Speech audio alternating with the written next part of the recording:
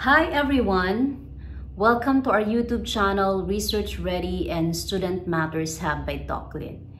I'm Doc Lynn, and on this video, we are going to discuss the definition of terms of your research.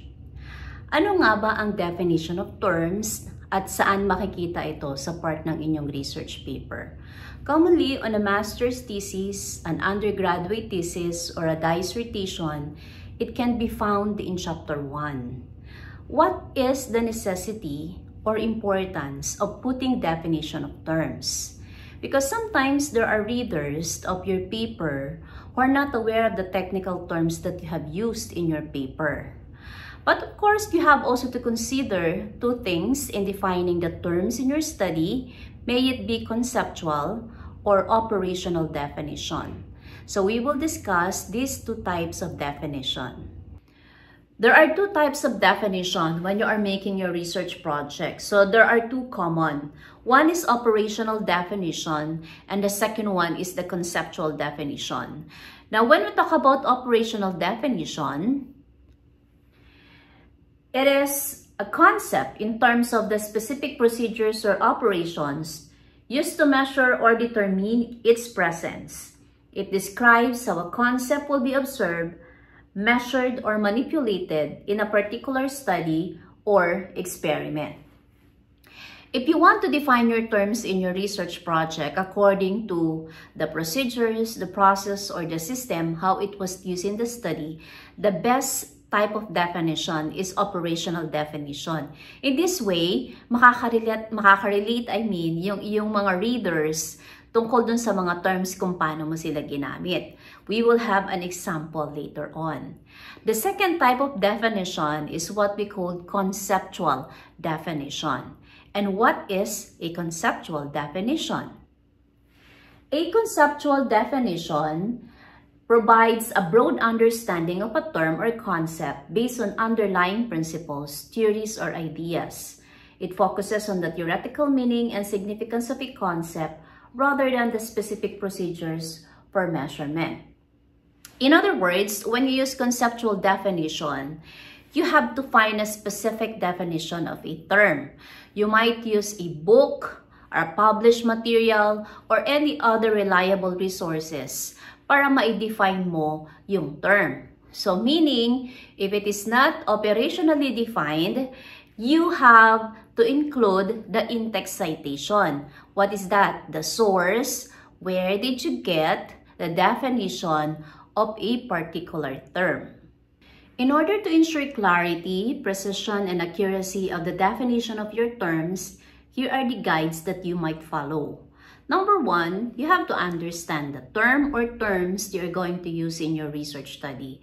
Pero bago natin yon alamin or bago natin yon gawin, dapat meron muna tayong mga list of important terms na ginamit natin sa ating research project na dapat nating i-define. So meaning, these are the commonly used terms inside your research paper that your readers must understand. So let's provide a list of all of those terms. Then next, yun na yung una natin gagawin. You have to understand the term as to its context, how it will be used in your study, the type of terms na meron ka.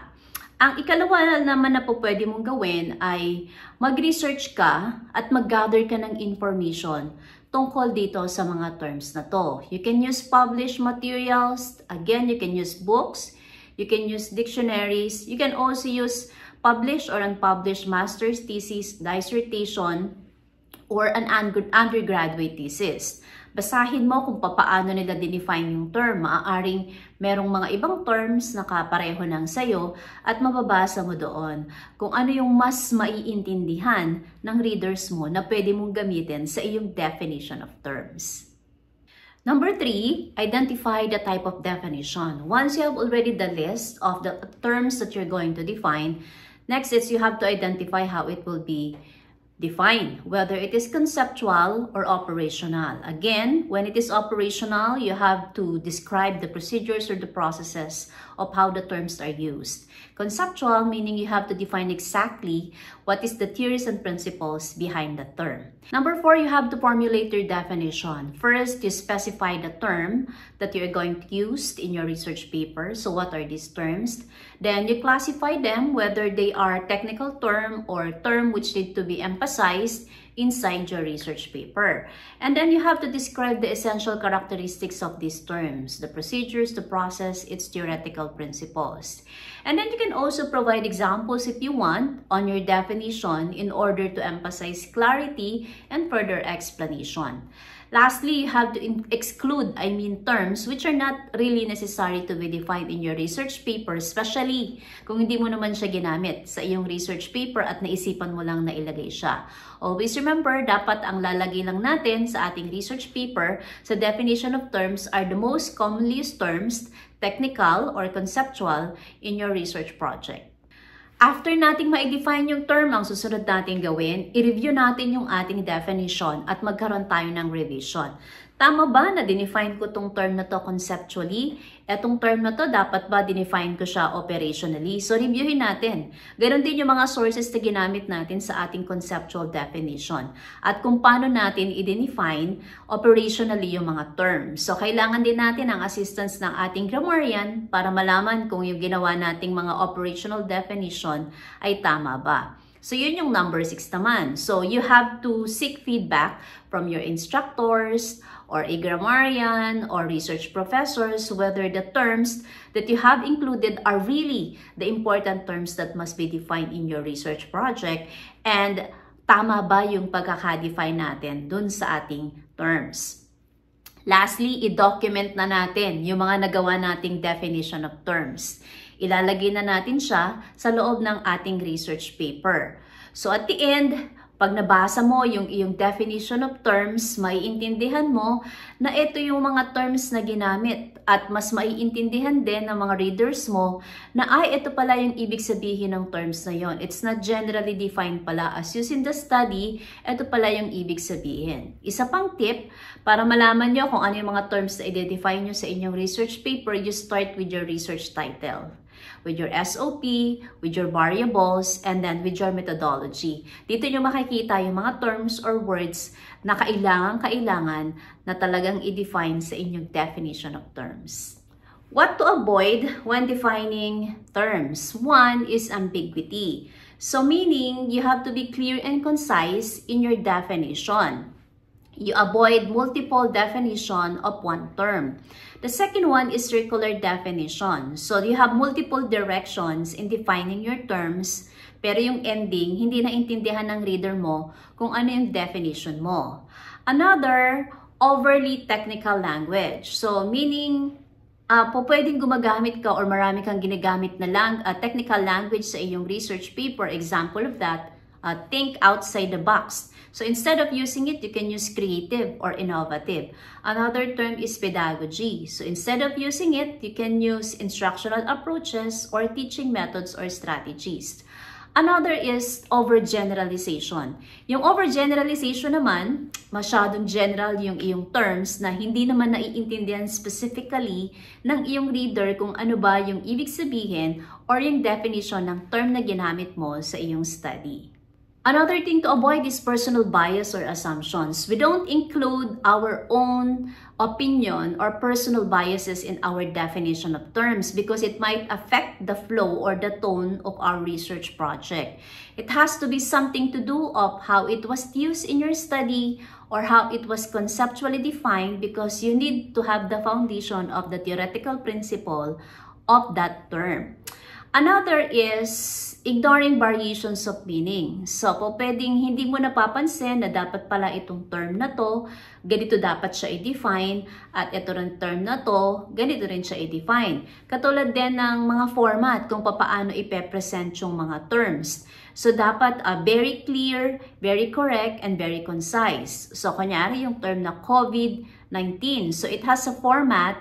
This term has a format. So, dapat kapag i-define natin siya, tama rin siya sa loob ng ating research paper. Another is inconsistency in the definition. So when you said inconsistency, positive yung definition mo at first sentence, tapos nagkaroon ka ng negative definition sa second sentence mo. So you have to be precise, you have to be clear in defining all of the terms that you have to include in your research paper. For the purpose of giving you an example of an exact definition of terms and how it appears inside a research paper, so I have given here an example. So commonly, you have there the title of the part of the research paper, which is the definition of terms.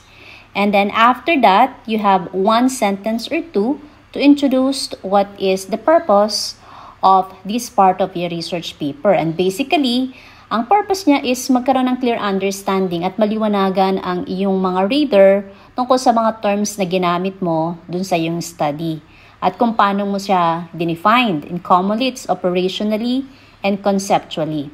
So, if you are going to notice the examples that are given, they are arranged alphabetically. Once again, I would like to reiterate that this is only made for the purpose of giving you an example.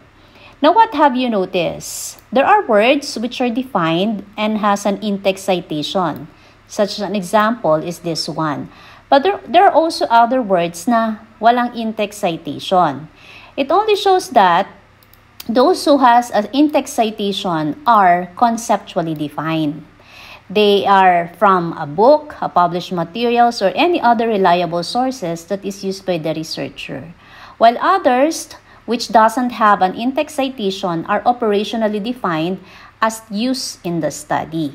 So another example of a conceptual definition is this one. And also notice the use of and inside the parenthesis. This is what you call a parenthetical citation because both the name of the author and the year are inside the parenthesis. The same with this one. Another tip. You have also noticed that those which are on a parenthesis are commonly technical terms. Such example, I'll give you this one, explanatory sequential. So this is a design and a mixed methods research that you try to collect first quanti and then quali. You cannot define this as used in the study or operationally because this is a technical term. So, ang pwede mo lang gamitin dito ay conceptual definition. The same with the mixed method terminology. Other than that, the other words are defined operationally. That ends our lesson video. I hope that at this point in time, you can now define the terms that you are going to use in your research project. Just remember all of the things that I have discussed kung paano nyo i-define yung mga terms sa loob ng inyong master's thesis or thesis.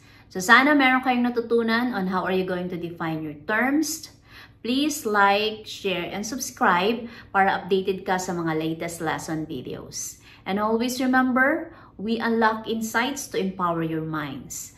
Thanks for watching and see you on our next lesson video.